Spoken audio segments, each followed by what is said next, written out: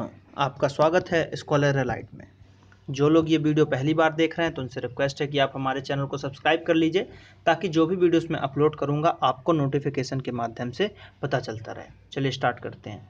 आज के इस वीडियो में मैं आपको बताऊंगा साइंस क्विज का पार्ट 2, ठीक है। सामान्य विज्ञान वस्तुनिष्ठ प्रश्नोत्तरी जो मैंने चालू की हुई है, इसका पार्ट 2 मैं आपको बताने जा रहा हूं, जिसके अंतर्गत अगेन मैं 20 क्वेश्चंस को डिस्कस करूंगा जो कि सभी एग्जामों के लिए इंपॉर्टेंट है, चाहे वो एसएससी सीजीएल हो, एसएससी सीएचएसएल हो, रेलवे का कोई भी एग्जाम हो, एमपी पुलिस कांस्टेबल हो, एमपी पुलिस एसआई हो, ये जो भी एग्जाम हो जिसमें साइंस पूछे जाते हैं उसके लिए ये इंपॉर्टेंट क्वेश्चन है।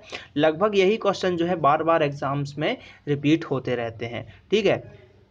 तो चलिए स्टार्ट करते हैं आज का सेशन। आज का पहला क्वेश्चन देखते हैं क्या बोला जा रहा है यहाँ पे। तो आज का जो पहला क्वेश्चन है, पहला क्वेश्चन ये बोला जा रहा है कि निम्न में से कौन सी तरंगे शून्य में संचरित नहीं होती हैं। यानी कि क्वेश्चन ये पूछा जा रहा है शून्य यानी कि निर्वात। शून्य का मतलब होता है निर्वात, जहाँ पे आपका कोई माध्यम नहीं है, वायु नहीं है, तो वहाँ पर इनमें से कौन सा जो है संचार नहीं होता। प्रकाश तो शून्य में होता है। प्रकाश क्योंकि आपका देख सकते हैं कि अंतरिक्ष सूर्य से आता है, हमारे पृथ्वी तक आता है, तो बीच में आपको शून्य भी कवर करके वो आता है। ऊष्मा की बात करें, ऊष्मा भी शून्य में जो है स्थानांतरित हो जाती है। ध्वनि की बात करते हैं तो ध्वनि को ट्रैवल करने के लिए हमेशा एक माध्यम की ज़रूरत होती है। यानी कि जहाँ पे अगर वायु नहीं है या कोई माध्यम नहीं है तो वहाँ पर ध्वनि जो है ट्रैवल नहीं कर सकती। यही कारण है कि चांद पर जो है आवाज़ सुनाई नहीं देता, क्योंकि वहाँ पे वायुमंडल ही नहीं है। तो इसका आंसर हो जाएगा ध्वनि, यानी कि option number C is the right answer. चलिए बात करते हैं हम अगले क्वेश्चन की यहाँ पर। तो अगला क्वेश्चन है हमारे पास कि भू स्थिर उपग्रह की पृथ्वी से ऊंचाई कितनी होती है। यानी कि जो उपग्रह, जो कृत्रिम उपग्रह वगैरह छोड़े जाते हैं, जो सैटेलाइट्स वगैरह छोड़े जाते हैं, जो कि टीवी सिग्नल या जो भी ये मैपिंग के लिए या जिस चीज़ के लिए भी ये यूज़ किए जाते हैं, तो वो जो है कितनी ऊंचाई पे स्थिर रहता है, लगभग कितनी ऊंचाई पे रहता है। 36,000 किलोमीटर, 36 किलोमीटर या 10,000 किलोमीटर या 100 किलोमीटर। तो इसका आंसर की अगर हम बात करते हैं तो इसका आंसर हो जाएगा 36,000 किलोमीटर। कितना हो जाएगा? 36,000 किलोमीटर। तो ये आपको एकदम याद रखना है कि 36,000 किलोमीटर रहेगा। पूरा परफेक्ट 36,000 नहीं रहता है, कुछ पॉइंट में रहता है, ठीक है। चलिए बात करते हैं हम अगले क्वेश्चन की यहाँ पर। तो नेक्स्ट क्वेश्चन है हमारे पास कि तारपीन का तेल किससे प्राप्त किया जाता है। तो तारपीन का तेल यूकेलिप्टस से, जानवरों की चर्बी से, या ताड़ का वृक्ष, या उपरोक्त में से कोई नहीं। तो इसका आंसर हो जाएगा ताड़ का वृक्ष। क्या हो जाएगा? ताड़ का वृक्ष, यानी कि सी इज द राइट आंसर, ठीक है। चलिए बात करते हैं हम अगले क्वेश्चन की यहाँ पर कि पराध्वनिक विमानों की चाल होती है। यानी कि देखिए जो विमान होते हैं, पराध्वनिक विमान होते हैं, जैसे सुपरसोनिक होते हैं विमान, तो इनकी क्या होती है? पराध्वनिक, नाम से ही समझ में आ रहा होगा, ध्वनि की बात पहले आएगी इसमें, क्योंकि ध्वनिक लगाओ। परा मतलब आगे बढ़ के होता है, यानी कि हमेशा ध्वनि से अधिक ही आगे ही रहेगा, तो ध्वनि से बढ़ के चाल होगी, पराध्वनि। देखिए संधि विच्छेद कीजिए, पराध्वनि होगा तो परा का मतलब क्या होगा? आगे, और जो ध्वनि है, ध्वनि तो ध्वनि यानी ध्वनि से आगे, तो ध्वनि से आगे। ऑप्शन नंबर बी देखिए क्या बोला, ध्वनि की चाल से अधिक। तो ध्वनि की चाल से अधिक जो विमान चलते हैं उनको पराध्वनिक जो विमान उनको बोला जाता है, ठीक है। चलिए बात करते हैं हम अगले क्वेश्चन की कि निम्नलिखित में से किससे लिटमस बनाया जाता है। लिटमस आपने सुना होगा, लिटमस पेपर होगा जो एसिड क्षार बेस को जो है चेक करने में काम आता है कि लिटमस पेपर में अगर एसिड डाल देंगे तो क्या हो जाएगा, नीले से लाल होगा कि लाल से नीला होगा। इस तरीके से जो है क्वेश्चन आते हैं, तो यही वो लिटमस पेपर की बात की जा रही है। तो ये क्या होता है? क्या जीवाणु होता है, क्या कवक, शैवाल, या लाइकेन? तो इसका आंसर होगा ये जो है लाइकेन होता है। क्या होता है? ये लाइकेन होता है। तो लिटमस पेपर जो है, लिटमस पेपर में क्या होता है कि जो अम्ल जो होता है ना, जब अम्ल आप डालोगे इसमें तो वो क्या कर देगा? लाल कर देगा, नीले को लाल कर देता है लिटमस पेपर में। इस तरीके से जो है चीजें लिटमस पेपर पे चेक किया जाता है कि अम्ल है, क्षार है क्या, इस तरीके से इसको चेक किया जाता है। तो चलिए बात करते हैं हम अगले क्वेश्चन की कि भारतीय विज्ञान संस्थान कहाँ पर स्थित है। भारतीय विज्ञान संस्थान बेंगलोर, मुंबई, या बम्बई, दिल्ली, या लखनऊ में। तो भारतीय विज्ञान संस्थान जो है ये आपका कहाँ पे स्थित है? ये स्थित है आपका बेंगलोर में स्थित हो जाएगा आपका भारतीय विज्ञान संस्थान। चलिए बात करते हैं हम अगले क्वेश्चन की कि सामान्यतः अंकुरण के लिए किसकी आवश्यकता नहीं होती है। यानी कि क्वेश्चन ये पूछा जा रहा है यहाँ पर कि अंकुरण यानी कि कोई भी जैसे चना, मूंग, दाल, कोई भी ये जो आपके ग्रेन्स होते हैं, अनाज होते हैं, तो इनके अंकुरण के लिए इनमें से किस चीज की आवश्यकता नहीं होती है। तो किस चीज की आवश्यकता नहीं होगी, जैसे ऑप्शन है हमारे पास प्रकाश, जल, हवा या ताप। तो देखिए जल की जरूरत तो एकदम बहुत ही जरूरी है, हवा भी चाहिए उसको, और थोड़ा सा हल्का टेम्परेचर, रूम टेम्परेचर, मतलब कुछ ना कुछ तो होना चाहिए। लेकिन प्रकाश की जरूरत नहीं है, आप उसको अंधेरे में भी रखोगे तो भी अगर ये तीन चीज हैं उसके पास तो वो क्या करेगा, आपका अंकुरित जरूर हो जाएगा। चना मतलब जो भी आप ग्रेन्स डालोगे वो जरूर अंकुरित हो जाएगा। तो इसका आंसर हो जाएगा प्रकाश। ठीक है, चलिए बात करते हैं हम अगले क्वेश्चन की कि यदि पृथ्वी की त्रिज्या 1% कम हो जाए किंतु द्रव्यमान वही रहे तो पृथ्वी तल का गुरुत्वीय त्वरण कितना हो जाएगा। ठीक है, तो देखिए इसका आंसर मैं बता देता हूं, आंसर होता है 2% बढ़ जाएगा। अब त्वरण क्या होता है, देखिए त्वरण में क्या होता है कि जैसे कोई भी चीज ऊपर से गिर रही है आपकी, ठीक है, तो प्रति सेकंड जो है ना उसकी चाल परिवर्तित होती जाएगी, हर सेकंड उसका जो है स्पीड बढ़ता जाएगा, एक्सीलरेशन बढ़ता जाएगा और चेंज हो जाता है। तो इसी को जो है त्वरण कहा जाता है। प्रति सेकंड में जो उसके चाल में जो परिवर्तन आता जाता है उसी को बोला जाता है त्वरण बोला जाता है। तो यहाँ पे त्रिज्या कम हो जाएगी, ठीक है, द्रव्यमान वही रहेगा, तो उससे क्या होगा कि उसका जो गुरुत्वीय त्वरण है 2% बढ़ जाएगा। ठीक है, चलिए बात करते हैं हम अगले क्वेश्चन की कि रंगने में काम आने वाला तीखा पदार्थ कौन सा है। रंगने में काम आने वाला तीखा पदार्थ, तो ये जो है ये है आपका जिंक फॉस्फेट। जिंक फॉस्फेट का यूज किया जाता है। चलिए बात करते हैं हम अगले क्वेश्चन की कि उपग्रह में समय ज्ञात करने के लिए अंतरिक्ष यात्री को क्या प्रयोग करना चाहिए।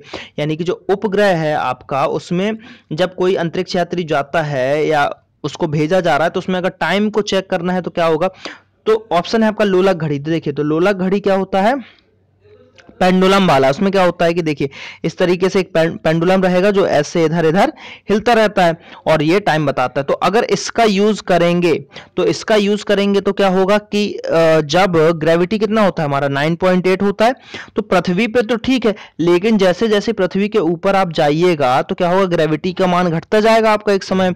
ठीक है, तो वहां पे क्या होगा कि पृथ्वी का जैसे मान घट गया तो ये जो है ना इसकी स्पीड जो है कम हो जाएगी, इसकी स्पीड कम हो जाएगी या बढ़ेगी, तो कुछ भी होगा तो ये सही टाइमिंग नहीं बताएगा आपका वहां पे। तो इसलिए लोलक घड़ी का हम यूज नहीं करेंगे, वहां पे यूज होता है स्प्रिंग घड़ी का। किसका यूज होगा, स्प्रिंग घड़ी का यूज होगा। देखिए यहाँ पे जो आंसर है यहाँ पे गलत दिया हो, दोनों नहीं होगा, आंसर होगा बी, स्प्रिंग घड़ी का वहां पर यूज किया जाता है। किसका, स्प्रिंग घड़ी का। चलिए बात करते हैं हम अगले क्वेश्चन की। तो अगला क्वेश्चन है हमारे पास कि नाभिक की खोज के लिए रदरफोर्ड ने जब धातु के पतले पत्र पर अल्फा कणों की बौछार की थी तो क्या हुआ था। अब धातु के पतले पत्र पर, वो धातु का पतला पत्र था किसका, तो वो था सोने का। किसका था, सोने का, गोल्ड का था। उस पर उन्होंने अल्फा कणों की बौछार की थी तो क्या हुआ था, तो ये हुआ था कि अधिकांश अल्फा कण धातु की पन्नी या जो पतली परत थी उसको बिना विक्षेपण के पार करके चले गए। अब अल्फा कण क्या है कि अल्फा बीटा गामा 3 कण निकलते हैं। ठीक है, तो इसमें क्या होता है, अल्फा जो है ये थोड़ा सा स्लो भी चलता है, ये प्रकाश की चाल का 1/10 चलता है। ठीक है, और ये थोड़ा सा भारी होता है। तो ये अल्फा कणों की जो है प्रॉपर्टी है। और ऐसे ही क्या होता है, अगर बात करें अल्फा बीटा की, तो बीटा की जो है स्पीड होती है 9/10, प्रकाश के वेग का 9/10 होता है। और गामा जो होता है लगभग प्रकाश के चाल के बराबर चलता है। ठीक है, और इनका जो है यूज ज्यादा से ज्यादा किया जाता है किस लिए, जो ये सब चीजें होती है ना, अल्फा कण, बीटा कण, ये सब इन चीज़ों का रेडियो एक्टिव जो अगर रेडियो एक्टिविटी जो होती है उसके थ्रू इन सब चीज़ों का, जैसे कई चीज़ें होती है, ट्यूमर वगैरह हो गया, रेडियो सक्रिय पदार्थों के थ्रू जो है ट्यूमर वगैरह हो गया, गामा किरणों का यूज़ किया जाता है क्योंकि इनकी जो तीव्रता होती है गामा किरणों की बहुत तेज होती है। तो जैसे पाइपलाइन हो गया, इसको अगर साफ करना है, तेल की पाइपलाइन बहुत लंबी लंबी रहती है, तो उसमें भी जो है इन सब चीज़ों का यूज़ किया जाता है। ठीक है, तो चलिए अब बात करते हैं हम अगले क्वेश्चन की यहाँ पर कि यदि किसी पिंड को पृथ्वी से 11.2 किलोमीटर प्रति सेकंड के वेग से फेंका जाए, ठीक है, 11.2 किलोमीटर के वेग से अगर फेंका जाए तो क्या होगा? तो 11.2 किलोमीटर प्रति सेकंड, इसको बोला जाता है पलायन वेग। क्या बोला जाता है? पलायन वेग बोला जाता है। तो इस वेग से अगर किसी भी चीज को आप फेंक दोगे तो ये जो है ना वापस पृथ्वी पे आ ही नहीं पाएगा, पृथ्वी के गुरुत्वाकर्षण को जो है पार कर जाएगा। किसको कर जाएगा? पृथ्वी के गुरुत्वाकर्षण को पार कर जाएगा। तो इसका आंसर हो जाएगा पृथ्वी पर कभी लौटेगा ही नहीं। बात करते हैं हम अगले क्वेश्चन की यहाँ पर। तो नेक्स्ट क्वेश्चन है हमारे पास, निम्नलिखित में से कौन रेडियोधर्मी पदार्थ उत्सर्जित करता है? तो देखिए रेडियोधर्मी पदार्थ जो होते हैं, क्या होता है, अभी मैंने बता चुका हूं पीछे कि अल्फा बीटा गामा ये तीनों कण को जो है प्रभावित करते हैं। तो क्या होता है? इसका आंसर हो जाएगा उपरोक्त सभी। तो अल्फा कण वही मैंने बताया, स्पीड सबसे ज्यादा इंपॉर्टेंट पूछी जाती है, प्रकाश की चाल का अल्फा कण 1/10 होता है प्रकाश की चाल का, बीटा होता है 9/10 और गामा जो होता है लगभग जो है बराबर होता है आपके प्रकाश के चाल का। ये चीजें आपको याद रखनी है, ठीक है। चलिए बात करते हैं हम अगले क्वेश्चन की यहाँ पर कि यदि द्रव्यमान परिवर्तित हुए बिना पृथ्वी अपनी वर्तमान त्रिज्या की सिकुड़कर आधी रह जाए तो दिन क्या होगा? देखिए इसको समझना पड़ेगा आपको। जैसे ये पृथ्वी है, पहले इतनी बड़ी थी, ठीक है, जो ये व्यास है इसका, और व्यास की आधी होती है त्रिज्या। जैसे ये त्रिज्या है तो मान लीजिए त्रिज्या इसकी आधी हो गई, ठीक है, सिकुड़कर आधी हो गई, यानी कि पहले मान लो इसकी त्रिज्या 10 थी तो अब त्रिज्या 5 हो गई, यानी कि पृथ्वी छोटा हो गया, त्रिज्या 5 हो गई, ठीक। तो अब त्रिज्या 5 हो गई तो क्या हो गया? द्रव्यमान वही है लेकिन आकार तो छोटा हो गया, त्रिज्या 5 हो गई मतलब पृथ्वी छोटा हो गया। तो कोई भी चीज छोटी हो जाएगी तो पहले की अपेक्षा ज्यादा तेज घूमेगी, ये घूर्णन इसका तेज हो जाएगा, घूर्णन इसका तेज हो जाएगा तो उससे क्या होगा? जैसे ये घूर्णन इसका तेज हो गया तो जो पहले यानी कि जो एक दिन हमारा पूरा 24 घंटे का होता था, सीधे सीधे ये आधा कम हो गया, आपका 10 से 5 हो गया, तो दिन भी जो है आधा कम हो जाएगा, यानी कि 12 घंटे का आपका पूरा एक दिन होगा, ठीक है। दिन से मतलब 24 घंटे, दिन रात दोनों मिला के बात की जा रही है, तो 12 घंटे का जो है एक वो उसका हो जाएगा। तो इसका आंसर हो जाएगा 12 घंटे, 24 से 12 घंटे हो जाएगा, यानी कि 12 घंटे कम हो जाएगा, ठीक है।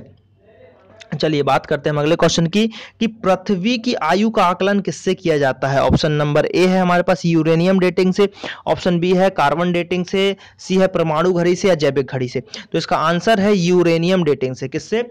यूरेनियम डेटिंग से जो है हम पृथ्वी की आयु नापते हैं। और कार्बन डेटिंग से हम क्या करते हैं, जो जीव जंतु जो ये पुराने फॉसिल्स वगैरह मिलते हैं उनकी हम आयु का पता लगाते हैं कार्बन डेटिंग से, ठीक है। कार्बन डेटिंग से देखिए क्या होता है, कार्बन डेटिंग में जो है जो C614 से या C612 से, इन दोनों के जो अनुपात रेशो निकाल के इसका क्या किया जाता है, इन दोनों का अगर आप रेशो निकालोगे तो इन दोनों का रेशो से ही उनका एज का जो है पता किया जाता है कि क्या होगा कैसा होगा, इन सब चीजों से पता चलता है, ठीक है। और यूरेनियम डेटिंग से हम क्या करते हैं, पृथ्वी की आयु का पता लगा लेते हैं। किससे? यूरेनियम डेटिंग से पृथ्वी की आयु का हम पता लगा लेते हैं।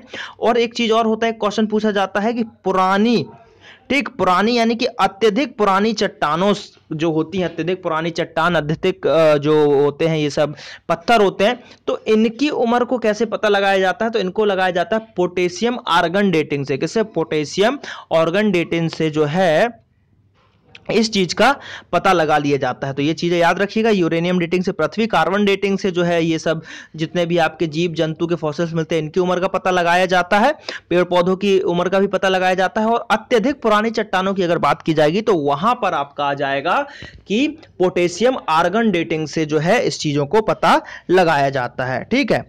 चलिए बात करते हैं हम अगले क्वेश्चन की कि यदि एक गुब्बारे में हाइड्रोजन व ऑक्सीजन गैस के बराबर बराबर अणु हैं, तो यदि गुब्बारे में छेद कर दिया जाए तो क्या होगा? अब देखिए एक गुब्बारा है, उसमें हाइड्रोजन गैस भी भर दी और ऑक्सीजन गैस भी भर दी, दोनों बराबर मात्रा में भरे हुए, तो अगर उसमें छेद किया तो क्या होगा? तो देखिए हाइड्रोजन होती है ऑक्सीजन से हल्की, ऑक्सीजन गैस होती है भारी, तो सबसे पहले जो है ना उसमें से हाइड्रोजन गैस निकलना शुरू होगी। सबसे पहले कौन सी गैस निकलेगी? हाइड्रोजन गैस निकलेगी। तो इसका आंसर क्या होगा कि हाइड्रोजन गैस तेजी से निकल जाएगी। लेकिन आजकल क्या हो रहा है कि हाइड्रोजन और ऑक्सीजन जो क्या करता है कि रिएक्शन कर लेता है जल्दी, तो हाइड्रोजन की जगह गुब्बारों में हीलियम गैस भरा जाता है। और ऐसे ही क्या होता है कि जो गोताखोर होते हैं समुद्र के नीचे जो जाते हैं, तो वो भी क्या करते हैं कि ऑक्सीजन के साथ ऑक्सीजन के साथ हीलियम गैस को ही मिला के नीचे ले जाते हैं, ठीक है, ताकि हल्की भी हो जाती है और वो ऑक्सीजन से क्रिया भी नहीं करती है, ठीक। चलिए तो बात करते हैं हम अगले क्वेश्चन की कि आम के पौधे का वानस्पतिक नाम क्या है। ठीक, आम के पौधे का वानस्पतिक नाम क्या है? मूसा सेपियटम, डोकस कैरोटा या मैंजीफेरा इंडिका। तो इसका नाम होता है मैंजीफेरा इंडिका। आम के पौधे का जो नाम होता है, साइंटिफिक नेम की बात करें, वानस्पतिक नेम की बात करें तो मैंजीफेरा इंडिका। ठीक, चलिए बात करते हैं अगले क्वेश्चन की कि कपूर के छोटे छोटे टुकड़े जल की सतह पर नाचते हैं मतलब जल की सतह पर तैरते हैं, इधर उधर करते हैं, तो ये किस लिए होता है? तो ये होता है आपका पृष्ठ तनाव से। किस लिए होता है? पृष्ठ तनाव के कारण होता है। देखिए पृष्ठ तनाव के कारण बहुत चीजें होती हैं, जैसे कि क्वेश्चन पूछा जाता है कि जो दाढ़ी जो शेविंग करते हैं तो दो बाल होते हैं वो चिपक क्यों जाते हैं, तो वो भी पृष्ठ तनाव के कारण ही होता है। तो ये सब चीज़ें पृष्ठ तनाव के कारण होती है। पानी की बूंद यानी वर्षा की बूंद वैसी गोली आकार की क्यों हो जाती है, वो भी पृष्ठ तनाव के कारण ही होता है। तो ये सब चीज़ें पृष्ठ तनाव के कारण ही होती हैं। एक सुई जो है पानी पर तैरने लगती है, ठीक है, ये सब चीज़ें कभी कभी होता है कि एक सुई को अगर आराम से रखें तो पानी पर तैरने लगेगा, तो वो भी जो है पृष्ठ तनाव के कारण ही होता है। ये सब चीज़ें पृष्ठ तनाव के कारण होती हैं। और श्यानता क्या होता है? श्यानता होता है गाढ़ापन, किसी भी चीज़ का गाढ़ापन, जो जितना गाढ़ा रहेगा उसका श्यानता गुण उतना अधिक रहेगा। जैसे शहद बहुत गाढ़ा होता है तो उसका श्यानता ज़्यादा है। ये सब चीज़ें जो है श्यानता के अंतर्गत आती हैं। चलिए बात करते हैं हम अगले क्वेश्चन की कि ऊष्मा एक प्रकार की ऊर्जा है जिसे कार्य में बदला जा सकता है। इसका प्रत्यक्ष प्रमाण सबसे पहले किसने दिया था? तो इसका जो ये प्रमाण दिया था ये सबसे पहले रदरफोर्ड जी ने दिया था। किसने दिया था? रदरफोर्ड। तो रदरफोर्ड ऑप्शन में है क्या? तो रमफोर्ड, यही रमफोर्ड रदरफोर्ड ने जो है इसका सबसे पहले आपका दिया गया था ये चीज उनके द्वारा। चलिए बात करते हैं हम अगले क्वेश्चन की कि पानी का घनत्व तो अधिकतम जो है किस टेम्परेचर पर होता है? तो पानी का अधिकतम घनत्व तो जो होता है 4 डिग्री सेल्सियस पर होता है। किस पे होता है? पानी का घनत्व तो 4 डिग्री सेल्सियस पर होता है। पानी का घनत्व तो सबसे अधिक होता है। आंसर देख सकते हैं यहाँ पे, आप देख रहे होंगे 4 degree Celsius the right answer. चलिए बात करते हैं हम अगले क्वेश्चन की। तो यहाँ पर देखिए हमारे क्वेश्चन समाप्त होते हैं। ये पार्ट 2 यहीं समाप्त होता है। जल्द ही पार्ट 3 में आप लोगों के लिए लाऊंगा। तो आप लोग कमेंट करके बताइए आपको वीडियो कैसा लगा, ठीक, समझ में आ रहा है या नहीं। ये बहुत ही इंपॉर्टेंट क्वेश्चन है। यही सब क्वेश्चन जो है एग्जामों में पूछे जाते हैं। धीरे धीरे डिफिकल्टी लेवल हाई होती जाएगी, क्वेश्चन की अच्छे क्वेश्चन पूछे जाएंगे आप लोगों से, ठीक है। और जो है आप लूसेंट वगैरह डिटेल के लिए बुक पढ़ते रहिए, उसमें भी साइंस आपको मिलेगी अच्छी खासी, क्योंकि डिटेल पढ़ना बहुत जरूरी है। डिटेल पार्ट को आप पढ़िए, ठीक है। चलिए तो आप चैनल को सब्सक्राइब कर लीजिए और ये हमारा फेसबुक पेज है www.facebook.com/scholaralite, इसको भी लाइक कीजिए, ज़्यादा से ज़्यादा वीडियोस को देखिए। चलिए मिलते हैं अगले पार्ट में, धन्यवाद।